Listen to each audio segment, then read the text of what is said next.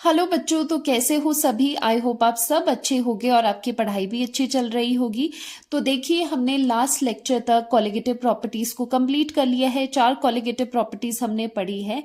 अगर मैं आपसे पूछूं कि इन कॉलिगेटिव प्रॉपर्टीज को पढ़ने का क्या मोटिव था आपका, क्या इससे हमें मिलता है, हम क्या फाइंड आउट कर सकते हैं, तो आपका आंसर होगा कि मैम हम इसे मोलर मास ऑफ द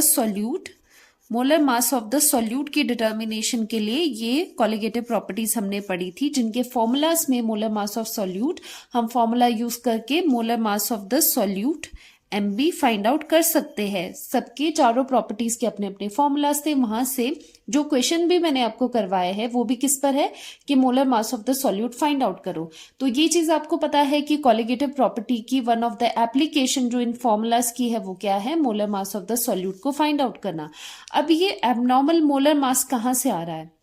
देखो, जब आप कॉलिगेटिव प्रॉपर्टी की हेल्प से, इस मेथड से जब आप मोलर मास फाइंड आउट करते हो, किसका, सॉल्यूट का, जब आप इसका मोलर मास फाइंड आउट करते हो तो एक्सपेरिमेंटल जो आपके पास वैल्यू आएगी, वैल्यू किसकी, molar mass of the solute की जो वैल्यू आएगी वो एबनॉर्मल होगी। एबनॉर्मल का मतलब क्या है, वो आपकी ट्रू वैल्यू से, जो नॉर्मल वैल्यू है, actual value of the molar मास है, उससे मैच नहीं करेगी। तो यही होता है एबनॉर्मल मोलर मास। कॉलिगेटिव प्रॉपर्टी की हेल्प से हम मोलर मास निकाल रहे हैं सॉल्यूट का, और एक्सपेरिमेंटली जब हमने वो वैल्यू देखी तो उसकी वैल्यू कई जगह पे क्या आई, एबनॉर्मल आई। वो मैच नहीं करी आपकी नॉर्मल वैल्यू से जैसे कि होनी चाहिए। जैसे कि KCl है आपके पास, ठीक है। KCl का अगर आप मोलर मास निकालो, मोलर मास आप नॉर्मली इनके मासेस को ऐड करके निकालोगे। इसका हो गया 39 पोटेशियम का और क्लोरीन 35.5, तो ये हो जाएगा यहां से 474.5 ग्राम्स आता है। ये हमें नॉर्मली पता है, थ्योरेटिकली हमें पता है कि इसके मोलर मास की वैल्यू इतनी होती है। लेकिन अगर आप कॉलिगेटिव प्रॉपर्टी की हेल्प से फॉर्मूला लगा के वैल्यू निकालोगे KCl के मोलर मास की, अगर आप एक्सपेरिमेंटली कॉलिगेटिव प्रॉपर्टी के through molar mass find out करोगे तो आपके पास जो वैल्यू आएगी वो इतनी नहीं आएगी, बल्कि वो इसका हाफ आएगी। 37.25 ग्राम आपको ऑब्जर्व होगी एक्सपेरिमेंटली। थ्योरेटिकली कितनी होनी चाहिए थी? थ्योरेटिकली मतलब आपका जो एक्सपेक्टेड है इतना होना चाहिए, प्लस करके आपने देख लिया इतना होना चाहिए। लेकिन हम कॉलिगेटिव प्रॉपर्टी का जो एक्सपेरिमेंट करके वैल्यू निकाल रहे हैं, एक्सपेरिमेंटली वो मैच नहीं कर रही। तो यही एबनॉर्मेलिटी कहते हैं कि एबनॉर्मल मोलर मासेस आ रहे हैं। नॉर्मल क्या है, इतना होना चाहिए था मोलर मास, लेकिन आ रहा है ये वाला। तो यहां पर आ जाता है कंसेप्ट एबनॉर्मल मोलर मासेस का। तो ये कहाँ होती है, जहां पर देखो ऐसे नहीं करना है कि हर जगह ही मोलर मास एबनॉर्मल ही निकलेगा। ये मेथड की बात है। अगर आप कौन सा method, determination of molar mass के लिए कौन सा मेथड आप यूज कर रहे हो, जब कॉलिगेटिव प्रॉपर्टी वाला मेथड आप यूज करते हो तो एबनॉर्मेलिटी इन मोलर मास आपको देखने को मिलती है। अब इसका रीजन करते हैं, ये चीज मैंने आपको बता दी कि एबनॉर्मल आते हैं। अब एबनॉर्मल कैसे आते हैं, जो आपकी वैल्यू होनी चाहिए थी, जो आपकी नॉर्मल वैल्यू होनी चाहिए थी, या तो उस वैल्यू से ज्यादा आएगी वैल्यू या उससे कम आएगी, ठीक है। तो या तो उससे ज्यादा आपको देखने को मिलेगी या फिर कम देखने को मिलेगी, जैसे यहां पर इसका हाफ एक्सपेरिमेंटली आया है। सो इसके रीजन क्या है? So one of the reason, first reason abnormal molar mass का होता है कि डिसोसिएशन ऑफ सॉल्यूट मॉलिक्यूल्स, ठीक है। फर्स्ट है reason dissociation of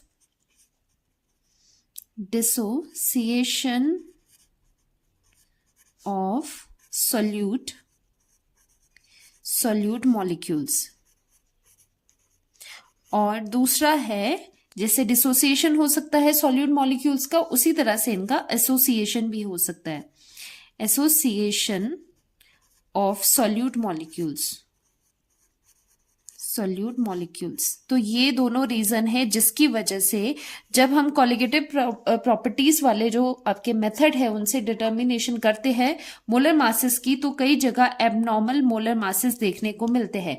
first reason क्या है, डिसोसिएशन का, अनदर है एसोसिएशन का। आप इसे समझते हैं, यहां पर तो समझ आ गया। एबनॉर्मल मोलर मास क्या होता है, when experimentally observed molar mass is either lower or higher than the normal value, जो कि थ्योरेटिकल आपकी वैल्यू होती है।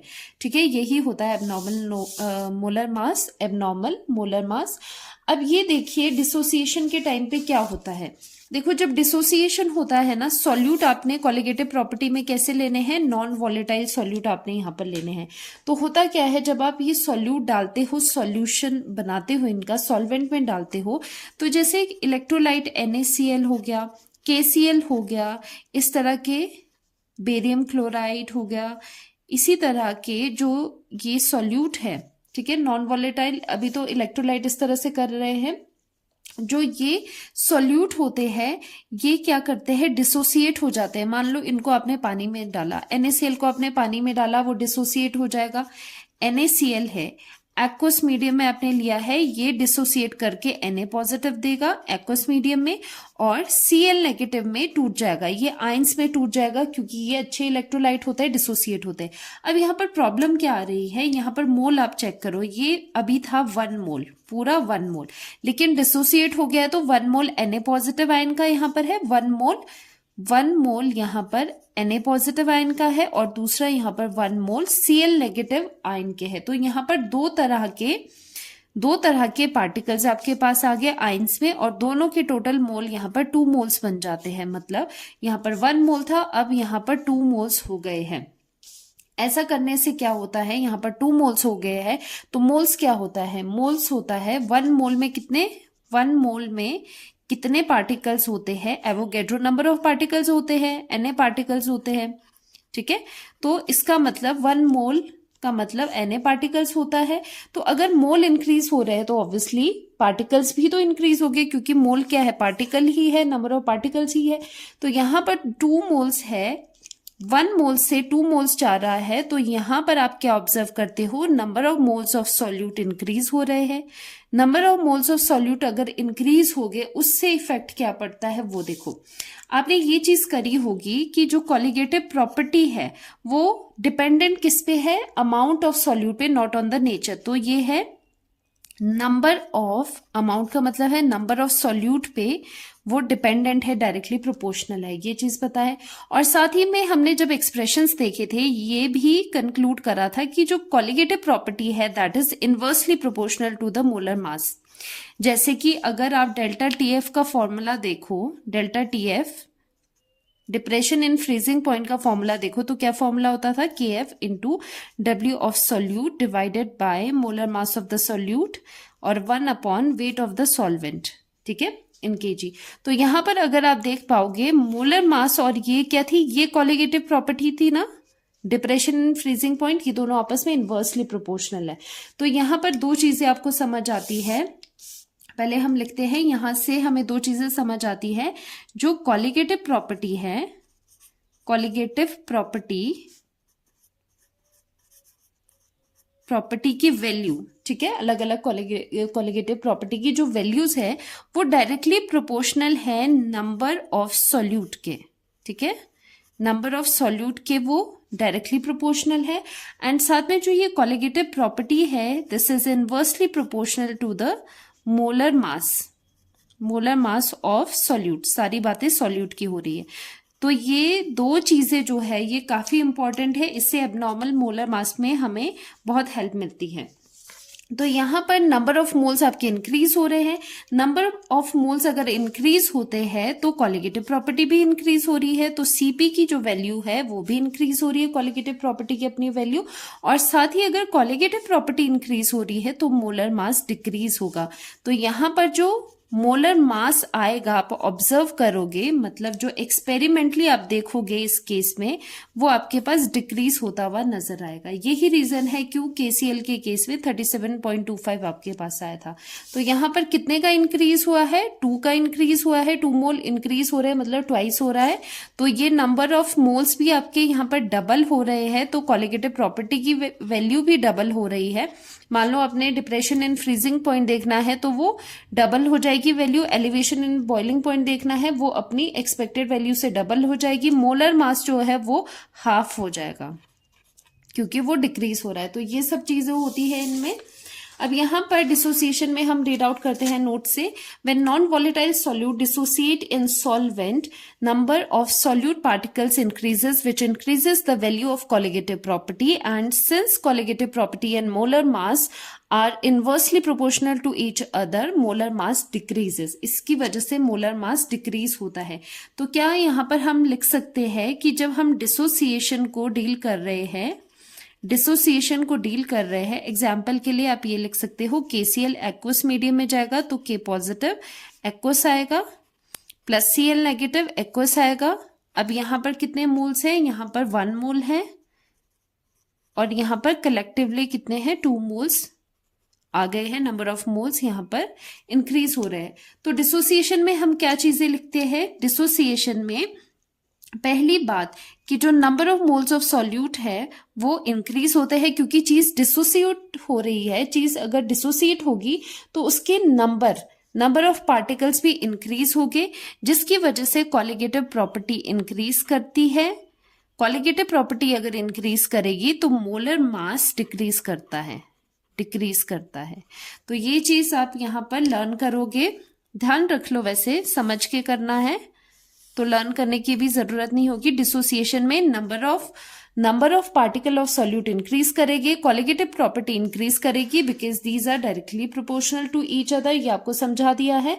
और Cp and molar mass of the solute are inversely proportional to each other, इसीलिए यहाँ पर मोलर मास डिक्रीज कर जाता है। तो आपको ये मोलर मास डिक्रीज होता हुआ किन केसेस में दिखेगा, जहां पर सॉल्यूट डिसोसिएट कर जाए। ओके, अब एसोसिएशन की बात करते हैं, इसमें उल्टा होगा, एसोसिएशन आपको देखने को मिलेगा। अब देखो होता क्या है, जब हम ये बात करते हैं डिसोसिएशन एंड एसोसिएशन की, तो हमने पहले फॉर्मूलाज करे हैं सारी कोलिगेटिव प्रॉपर्टीज के, तो वो उसमें हमने कुछ कंसीडर नहीं करा कि डिसोसिएशन हो रहा है या एसोसिएशन हो रहा है। हमने सिर्फ ये लेके चला है कि ना कोई डिसोसिएशन है ना एसोसिएशन है, ठीक है, ना ही सॉल्यूट टूट रहा है, ना ही सॉल्यूट में कोई दूसरी तरह का एसोसिएशन हो रहा है। तो हमने ये सब चीजें लेकर चली है। लेकिन जब आप यहाँ पर कंसीडर कर रहे हो कि एबनॉर्मेलिटी आ रही है, डिसोसिएशन एसोसिएशन पिक्चर में आ रहा है, तो वो फॉर्मूलाज भी थोड़े से मॉडिफाई हो जाएंगे, ठीक है, वो भी हम मॉडिफाई करेंगे। अब एसोसिएशन में एग्जाम्पल आप देखोगे, जैसे एसिटिक एसिड का एग्जाम्पल है। एसिटिक एसिड क्या होता है, ट्वाइस लेते हैं, 2 मोल अगर हम लेते हैं CH3COOH के, ये है एसिटिक एसिड। इसे आप बेंजीन में लेते हो, बेंजीन यहाँ पर सॉल्वेंट है। बेंजीन में जब आप इसे लेते हो तो आप यहाँ पर डायमराइजेशन देखते हो, ये डायमराइज करके एक ही मॉलिक्यूल बना लेता है, CH3COOH होल ट्वाइस। तो यहाँ पर ये बनाता है डाइमर। क्या बनाता है, डाइमर बनाता है। तो ये डायमराइज हो रहा है, 2 से आप 1 में जा रहे हो। अब बताओ यहाँ पर क्या हो रहा है, नंबर ऑफ मोल्स डिक्रीज हो रहे हैं। कैसे डायमराइजेशन होगी वो भी हम देख लेते हैं। CH3 C double bond OH, ये है फर्स्ट मॉलिक्यूल एसिटिक एसिड का। दूसरा मॉलिक्यूल यहां पर इस तरह से बनाते हैं COOH और यहां पर CH3, ये एक मॉलिक्यूल है, ये दूसरा मॉलिक्यूल है एसिटिक एसिड का। जब बेंजीन में आप इसे देखते हो तो ये इसके 2 जो मोल्स आपने लिए हैं या मॉलिक्यूल है वो डायमराइज हो जाते हैं। यहां पर आप देखोगे ये वाला hydrogen and oxygen hydrogen bonding करेगा और यहां पर भी आपको हाइड्रोजन बॉन्डिंग नजर आएगी। तो ये एक डाइमर बनेगा। तो 2 आपके पास डिफरेंट मॉलिक्यूल्स थे, उन्होंने इकट्ठे हाइड्रोजन बॉन्डिंग से डाइमराइज कर लिया। तो यहां पर क्या हो रहा है, यहां पर एसोसिएशन में क्या चीज हो रही है, जब सॉल्यूट के मॉलिक्यूल्स एसोसिएट करेंगे तो नंबर ऑफ मोल्स क्या है, डिक्रीज हो रहे हैं, ठीक है, नंबर ऑफ मोल्स या फिर number of particle of solute कम हो रहे हैं। अभी सॉल्यूट आपके पास 2 थे, अब डायमराइज हो गए तो इसे आप एक ही सॉल्यूट काउंट करोगे। तो N की वैल्यू अगर डिक्रीज करेगी तो Cp कोलिगेटिव प्रॉपर्टी की भी वैल्यू डिक्रीज करेगी और उसकी वजह से मोलर मास की वैल्यू जो आपको एक्सपेरिमेंटली देखने को मिलेगी वो इंक्रीज्ड वैल्यू आपको देखने को मिलेगी। इसीलिए एबनॉर्मल मोलर मास यहां पर आपको देखने को मिलेगा। मान लो कि आना चाहिए था 100 मोलर मास, ठीक है, मान लेते हैं फॉर एग्जांपल 100 आना चाहिए था, लेकिन अगर एसोसिएशन हो रही है सॉल्यूट के अंदर तो वो मोलर मास आपको 100 से बढ़ा हुआ मान लेते हैं 120 नजर आएगा। अगर डिसोसिएशन हो रही है तो अगर 100 आना चाहिए था तो मोलर मास 100 ना आके उससे कम 80 के आसपास आ जाएगा। इस तरह से एबनॉर्मल मोलर मासेस देखे जाते हैं। अब यहां पर हम समराइज करेंगे हमने क्या सीखा है। देखो हमने क्या चीजें सीखी हैं कि जब यहाँ पर डिसोसिएशन हो रही है, दो रीजंस थे एबनॉर्मल मोलर मासेस के डिसोसिएशन सॉल्यूट में, किसकी, सॉल्यूट का डिसोसिएशन या सॉल्यूट का ही एसोसिएशन, दो चीजें देखी थी। अब इसके बेस पे आपने क्या क्या देखना है, नंबर ऑफ सॉल्यूट, सॉल्यूट का नंबर, कॉलिगेटिव प्रॉपर्टी की वैल्यू, साथ ही में यहां पर एक्सपेरिमेंटली मोलर मास जो निकल करके आ रहा है, एक्सपेरिमेंटल मोलर मास निकल करके आ रहे हैं, कौन से एक्सपेरिमेंट्स हो रहे हैं, कॉलिगेटिव प्रॉपर्टी वाले एक्सपेरिमेंट्स, बाकी मत करना, बाकी तो मोलर मास आ जाएगी। ये हम किसकी बात कर रहे हैं, जब हम कॉलिगेटिव प्रॉपर्टी से मोलर मास निकालने की कोशिश करते हैं तो हमारे पास एबनॉर्मल मोलर मासेस कई बार आते हैं। वो क्यों यहां पर आ रहे हैं, डिसोसिएशन के केस में डिसोसिएट होगा सॉल्यूट, तो यहां पर नंबर ऑफ जो पार्टिकल ऑफ सॉल्यूट है वो इंक्रीज हो जाएगी, जिसकी वजह से कॉलिगेटिव प्रॉपर्टी भी इंक्रीज होगी। बिकॉज कॉलिगेटिव प्रॉपर्टी किस पे डिपेंडेंट होती है, नंबर ऑफ सॉल्यूट के, सॉल्यूट के नंबर पे डिपेंड होती है, उसके नेचर या आइडेंटिटी पर डिपेंडेंट नहीं होती। ये हम लास्ट लेक्चर में अच्छे से कर चुके हैं। और दूसरी बात ये थी कॉलिगेटिव प्रॉपर्टी इनवर्सली प्रोपोर्शनल होती है मोलर मास ऑफ सॉल्यूट के। ये दो चीजें आपको रिक्वायर्ड होगी। सो अगर n की वैल्यू इंक्रीज हो रही है तो Cp भी बढ़ेगा, Cp बढ़ेगा तो मोलर मास कम होगा। तो यहां पर मोलर मास कम आपको देखने को मिलेगा। एक्सपेरिमेंटली जो मोलर मास निकलेगा ऐसे केसेस में जहां पर सॉल्यूट डिसोसिएट कर जाता है, जैसे NaCl का केस है, KCl का केस है, इनमें मोलर मास आपको डिक्रीज होता हुआ नजर आएगा, एक्सपेरिमेंटल वैल्यू कम आएगी। जहां एसोसिएशन हो रहा है, एसोसिएट हो रहे हैं तो नंबर ऑफ सॉल्यूट क्या हो रहे हैं, कम हो रहे हैं, Cp भी कम होगा, कॉलिगेटिव प्रॉपर्टी की भी वैल्यू कम होगी और साथ में मोलर मास इंक्रीज कर जाएगा। तो ये पूरे लेक्चर का ये एसेंस है, ये इसकी समरी है पूरे लेक्चर की जो मैंने आज आपको पढ़ाया है। ये दोनों चीजें इंपॉर्टेंट है, इसी के बेस पे पूरा लेक्चर आज हमने पढ़ा है। सो आपको पता चल गया होगा जब भी कॉलिगेटिव प्रॉपर्टीज के थ्रू हम अगर determination of molar mass of solute करने की कोशिश करते हैं तो हमें एबनॉर्मल मोलर मासेस देखने को मिलते हैं। अब इन्हीं एबनॉर्मल मोलर मासेस को देखो, ये एक्सपेरिमेंटली कोई डिक्रीज आ रहा है, कोई इंक्रीज आ रहा है, लेकिन मोलर मास तो हमें करेक्ट वैल्यू चाहिए। हमें जो गलत वैल्यू है वो तो हम लिखेंगे नहीं, वो तो हम कंसीडर करेंगे नहीं, हमें सही वैल्यू चाहिए। So to correct this abnormality हम एक फैक्टर इंट्रोड्यूस करते हैं which is known as van't Hoff factor denoted by I. इस वेंट हॉफ फैक्टर को हम इंट्रोड्यूस करते हैं सो दैट ये जो यहाँ पर एबनॉर्मेलिटी आ रही है इसे करेक्ट किया जाए। तो आई का इंट्रोडक्शन होता है, हर एक फॉर्मूला में आई का इंट्रोडक्शन अब हम करेंगे। तो नेक्स्ट लेक्चर में डिटेल में बात करेंगे वेंट हॉफ फैक्टर आई की। तो मिलते हैं नेक्स्ट लेक्चर में, bye bye, see you, take care.